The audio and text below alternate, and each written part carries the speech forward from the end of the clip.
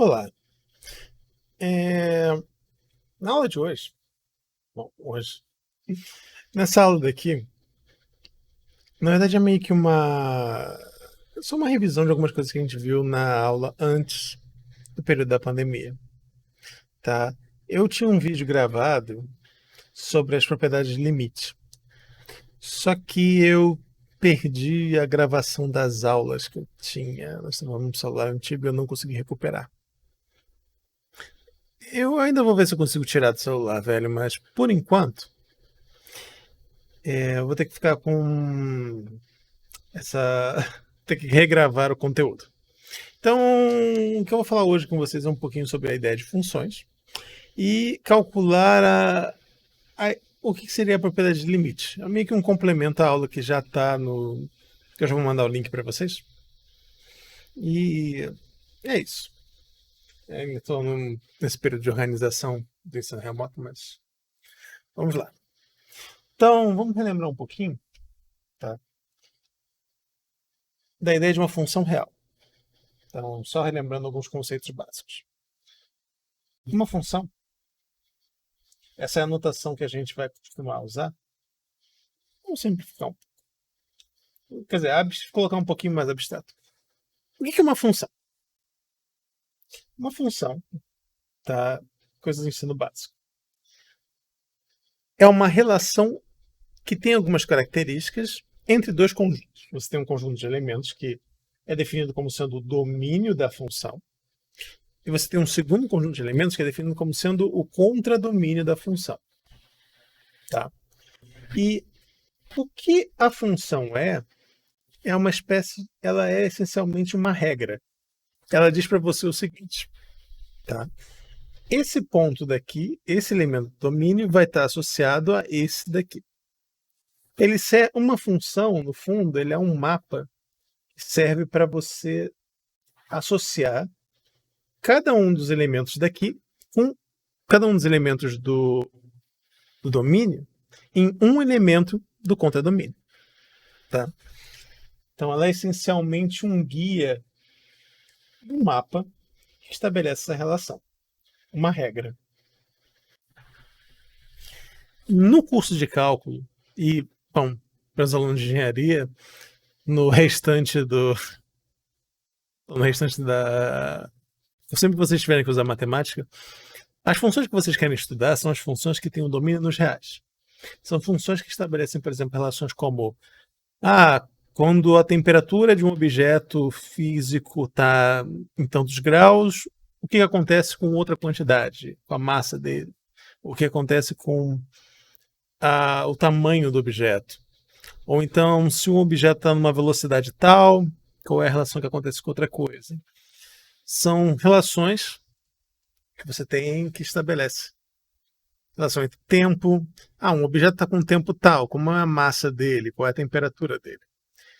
Todas essas funções têm como seu domínio e o contradomínio, tirando em alguns casos, números reais.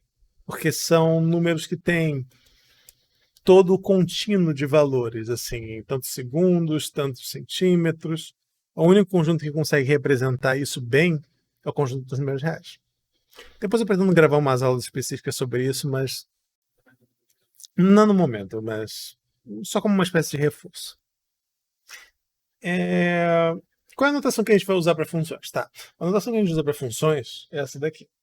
Como eu falei, todas as funções que a gente vai trabalhar nesse curso específico são funções reais. Ou seja, os domínios estão contidos dentro dos reais. E a função é associada a um contradomínio que, por sua vez, também está contido nos reais. Essa notação não ficou muito legal. Mas eu vou colocar, porque tem um já ali. Tá? Mas então pensa só que o domínio da função e o contradomínio da função estão ambos estabelecidos nos reais. E, como eu falei, uma função é uma regra. Geralmente, quando você coloca uma função escrita nessa notação, o que você tem aqui em cima ela está levando domínio num contradomínio. E ela está associando um ponto x à regra do x. Porque assim, quando você trabalha com um conjunto de números reais, você não tem como representar o conjunto de maneira extensa. Você não tem como representar, por exemplo, o conjunto dos números pares. Ele é um conjunto 1, 2, 1. É o conjunto, é a ferrugem de um tempinho parado. Você não tem como representar.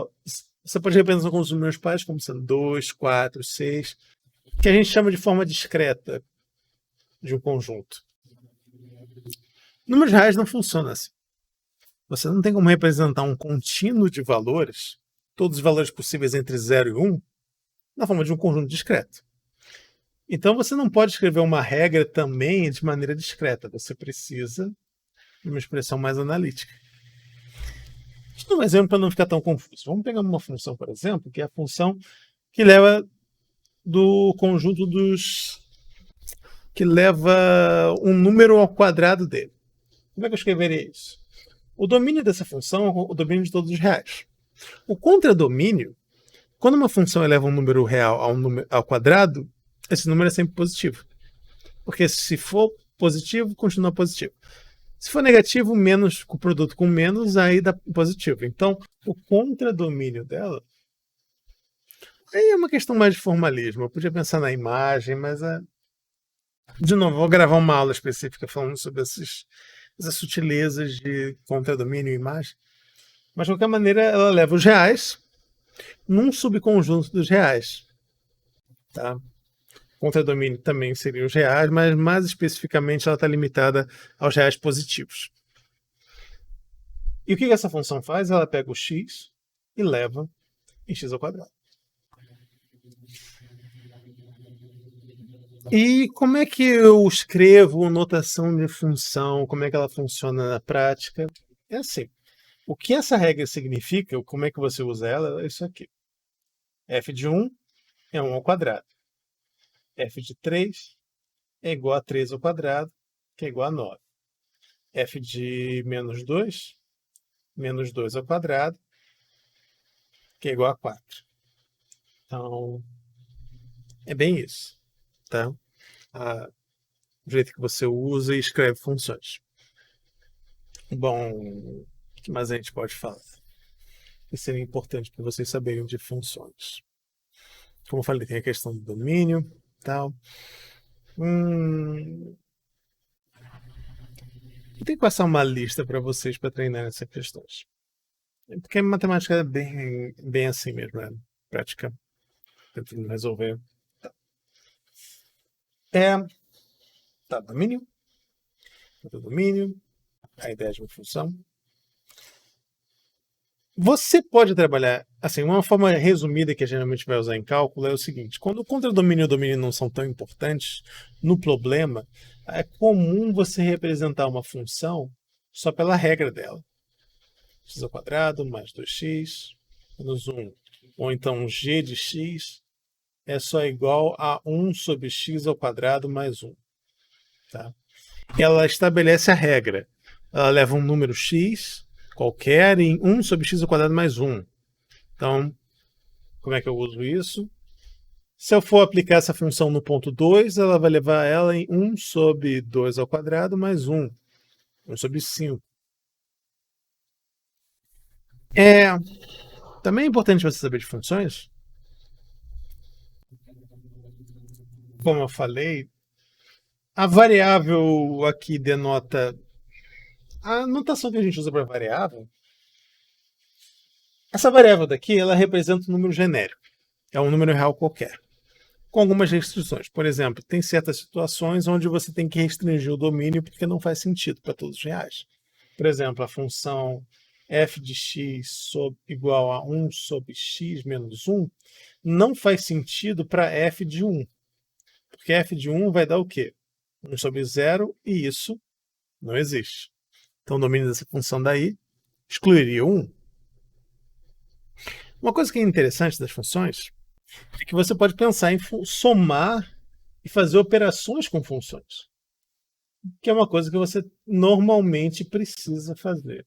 Vamos pegar essas duas aqui, por exemplo. Eu posso pensar na soma delas. A soma de duas funções ainda é uma função que vai levar para a minha regra x ao quadrado mais 2x menos 1 mais 1 sobre x ao quadrado mais 1. Eu troquei a ordem ali, mas bom, deu para entender. Então, as funções podem ser somadas, ainda vão ser uma função. Você pode fazer divisão, você pode fazer o produto. Operações normais envolvendo funções. Você simplesmente vai tratar a variável x como se fosse um número e fazendo as contas normais com ela. Tá. Como eu falei de novo, eu vou fazer uma aula mais a fundo, que aí eu vou entrar um pouquinho nessa utilidade de funções e dar mais coisas para vocês treinar. Outra característica muito importante para funções reais é a questão de um gráfico de uma função. O que é o gráfico de uma função? Lembrem o seguinte.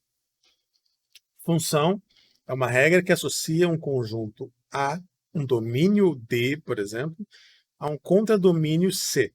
Ela pega os elementos daqui e leva nos elementos daqui. Pega um elemento desse daqui e leva em um elemento desse daqui. A gente não tem como fazer um diagrama bonitinho, que nem esse daqui, para funções reais.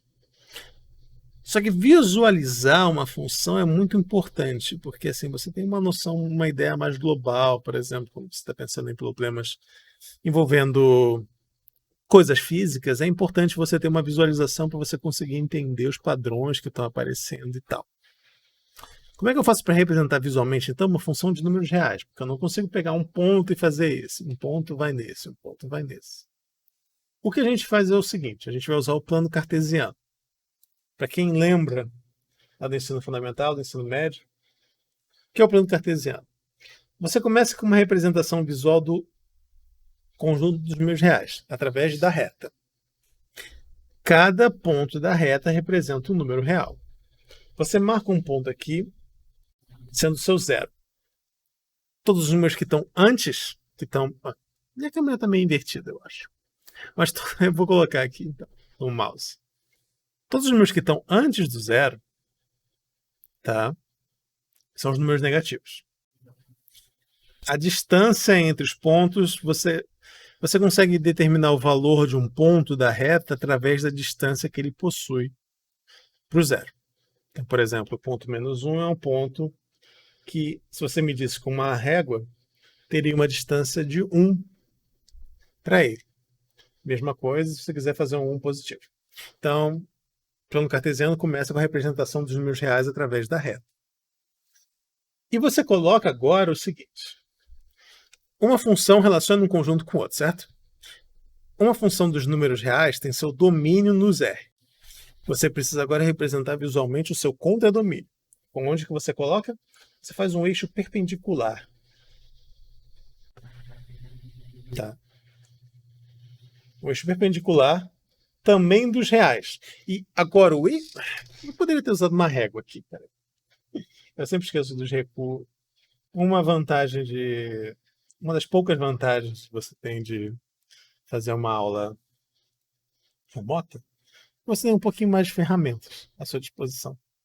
Você normalmente não tem numa sala de aula. Então, por exemplo, eu posso colocar aqui só para ficar mais bonitinho. Podia ter feito isso com outro também, mas... Aqui. Tá bom, eu não preciso mais de você por enquanto. Então você faz uma representação do contradomínio da função também nos reais. E aí você vai fazer o seguinte, um plano cartesiano é representado por pares de pontos. Aqui você chama de eixo do x e aqui o eixo do y. Geralmente, embora às vezes você muda um pouco, se você estiver, por exemplo, trabalhando com tempo e massa, você pode falar que o eixo y seria m, o eixo x é o t.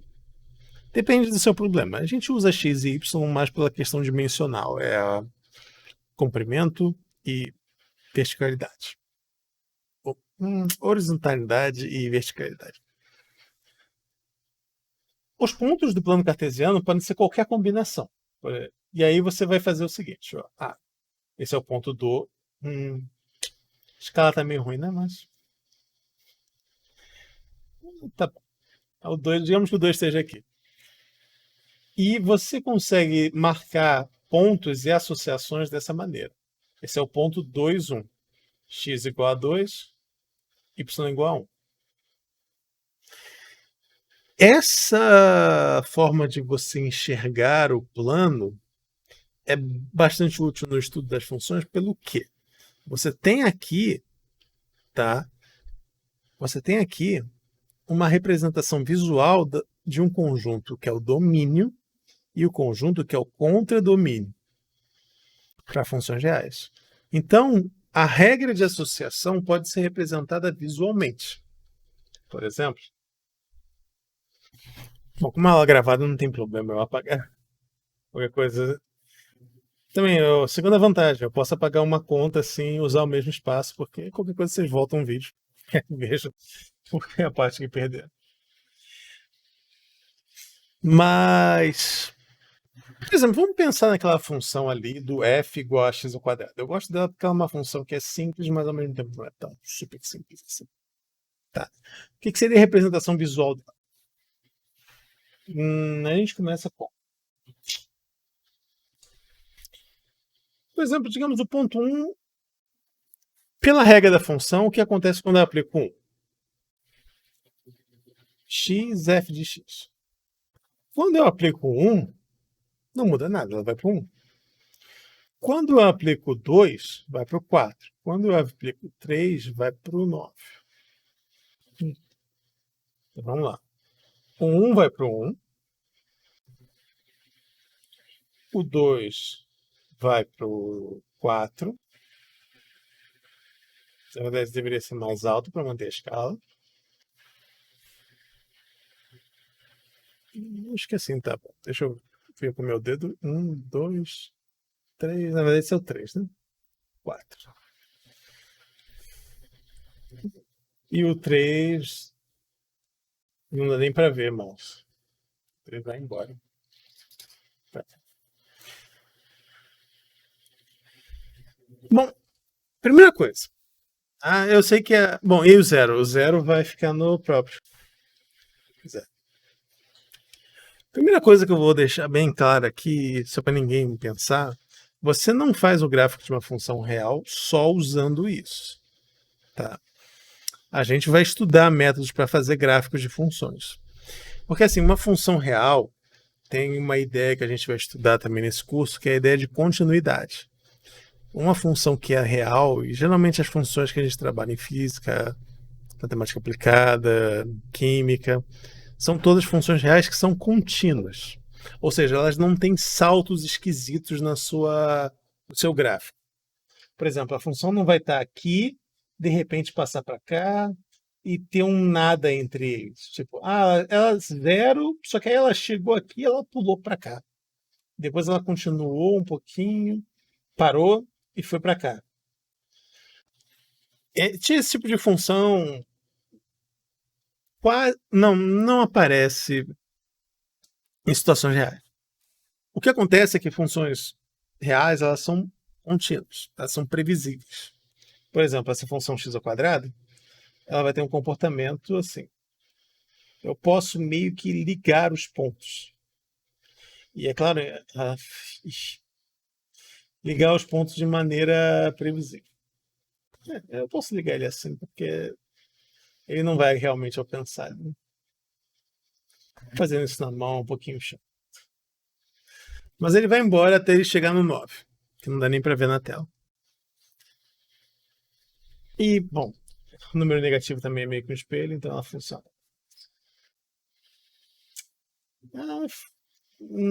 Finjam que eu desenhei bem uma parábola aqui. Quando o gráfico ficar uma coisa mais importante, eu vou usar o GeoGebra para fazer essa parte. Mas agora é só uma conversa mais informal mesmo. Tá?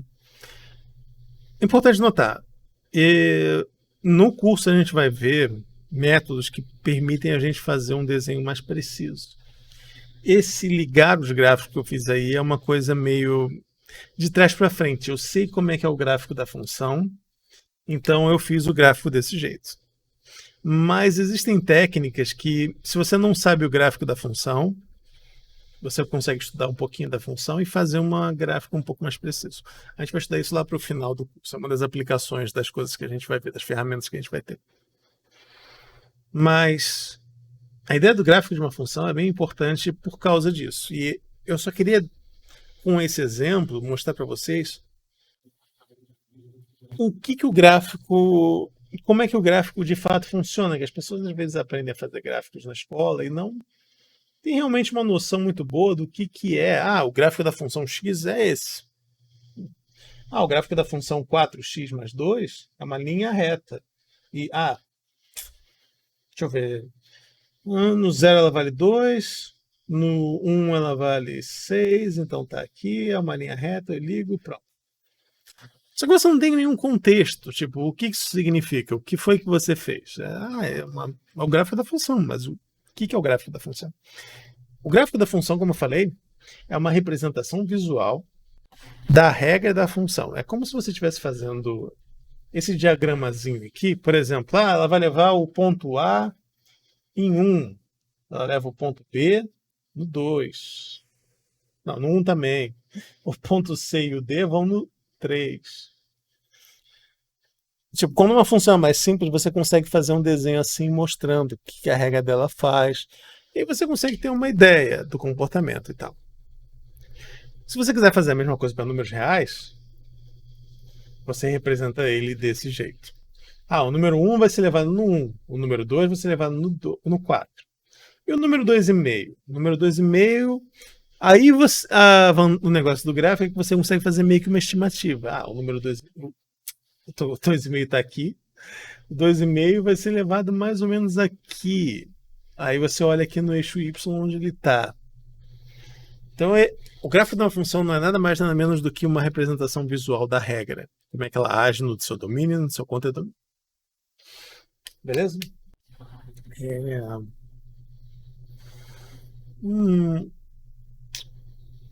Dá pra gente falar bastante mais coisas sobre isso? Dá.